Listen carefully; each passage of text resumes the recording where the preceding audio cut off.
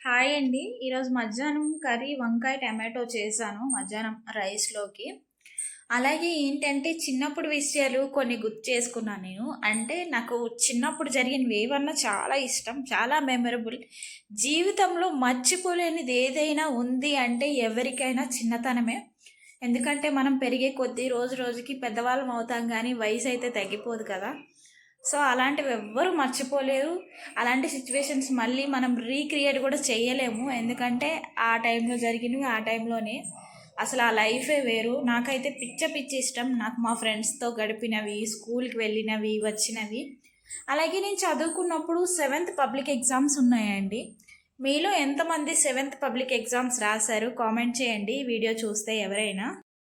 మా ఊరు నుంచి ఏ ఊరు వెళ్ళాలన్నా కనీసం 2 కిలోమీటర్లు నడవాల్సిందే. 2 కిలోమీటర్లు నడిస్తే గానీ బస్సు దొరకదు. అంటే ఎటు చుట్టూ తిరిగిన మా ఊరు నుంచి 4 ఊర్లకెళ్ళొచ్చు. 4 ఊర్లకెళ్ళాలన్నా ఒక్కొక్కటి 2, 2, 3, 3 కిలోమీటర్స్ ఉంటది. ఈ 4 ఊర్లో ఏదో ఒక ఊరు నడిచి అక్కడ బస్సు ఎక్కాలి. ఇప్పుడైనా అంతే. కాకపోతే ఇప్పుడు అందరికీ వెహికల్స్, ఆటోలు అన్నీ ఉన్నాయి. అప్పట్లో అంత లేవు కాబట్టి తక్కువనమాట. మేము కాశీపట్నం అనే ఊరు వరకు నడిచేవాళ్ళం. అక్కడ బస్సొస్తది. అక్కడి నుంచి స్కూల్‌కెళ్ళేవాళ్ళం.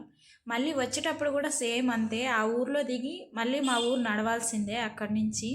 మక్కు అనే ఊర్లో 10థ్ వరకు ఉంది స్కూలు. అంటే మా ఊరికే కాదు చుట్టుపక్కల మొత్తం ఒక 50, 60 ఊర్లకి అది మండలం అనమాట. మక్కు మండలం పెద్దగుంటది. కొంచెం సిటీ లాగా అనుకోండి అదైతే. ఇప్పుడు కూడా అక్కడ 10థ్ వరకు ఉంది. వేరే ఇంకెక్కడ లేదు దగ్గరలో మా ఊరికి దగ్గరలో అయితే.